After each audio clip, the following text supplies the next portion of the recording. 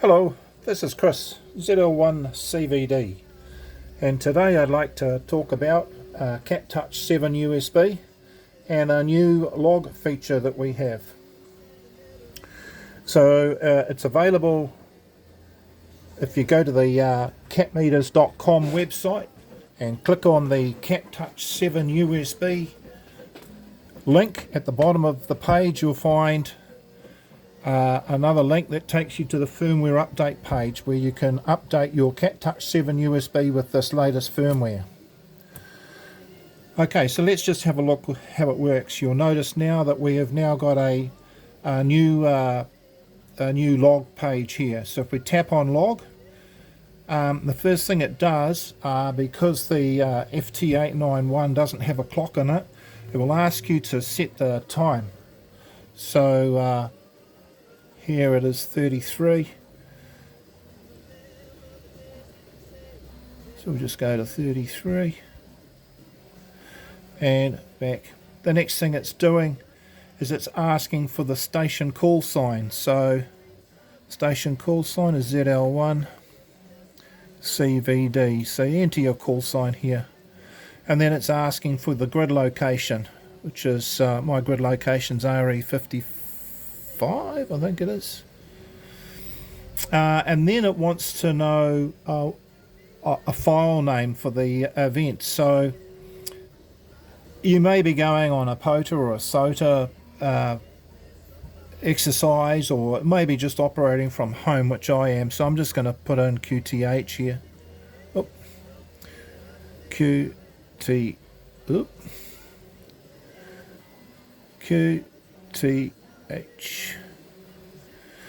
Okay, and here we're presented with the screen. So this is the QTH that I just entered.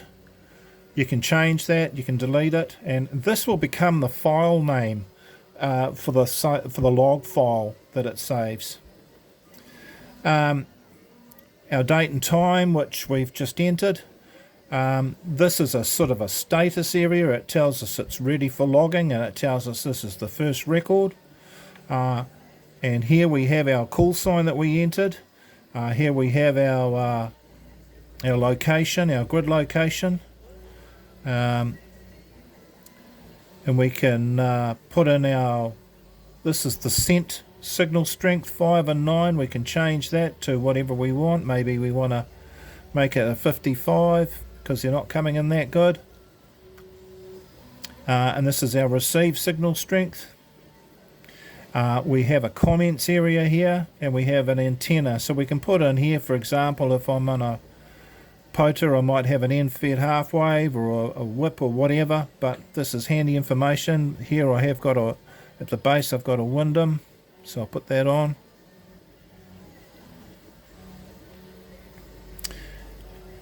This field stays. These fields here all stay here when you make a contact. Comments field changes every time, so it will be erased. But so say we're making we've made a contact with I don't know, we'll just pick a make-believe call sign, VK6TT, say. Right, we haven't saved it yet, but we can add a comment if we wanted to. Thanks for QSO. And then we just hit log contact. That's it. That contact has now been logged on the SD card inside. What I should have said is this: yes, it does require an SD card for logging. This is another CatTouch7 I've got here, and the SD card is located in the back here, and they take these tiny micro SD cards. So and that fits in. It just fits in. Oops. Fits in here like so. So the circuit board side of the SD card goes in like that, so that you can see. Alright. So that's the basic operation of it.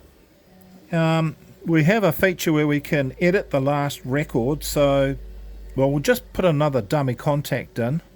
We'll just go maybe EA3FGT, and we'll log that contact.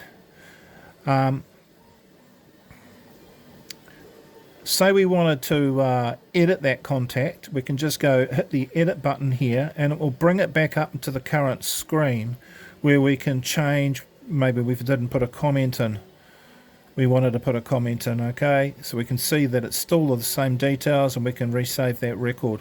Now we can see that that record has got that comment in, and oh, that's not the right comment, we'll get rid of that. So tap that, clear the comment, go back, save the record again, and we can see that that has been saved. Maybe we got the sent and the received wrong. We can edit all that as well. The record saves the current mode, frequency, and power level. The power level here is automatically picked up from all of your transceiver settings, and that's saved into the log file. So let's have a look at what a log file looks like. So on the screen here we've got a log file, and it's a standard amateur radio ADIF form, and we can see there's things like everything here is standard, so you can use this to be imported into any of your logging application software or online QRZ.com. It will load into all of that. Alright, so that's a handy little feature. And just one more thing, I wanted to remind people that if you get annoyed with a startup screen for when we power CatTouch7USB on, we will see that comes up with the startup screen. You can get rid of that. You can first tap the screen to get rid of it from showing. Tap on config here and go into startup. It's got set there for 10 seconds. All we do is we keep tapping that until it's 0 seconds. Okay, so our startup is off. We go back like this, and then when we power it back on again next time,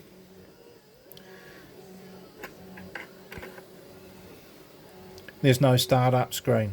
Annoying startup screen. Alright. Okay, that's just the latest update for CatTouch7USB. I hope you enjoy this update, and I look forward to any feedback that you have on it. And thank you for supporting my products, and we'll catch you around the traps next time. Cheers!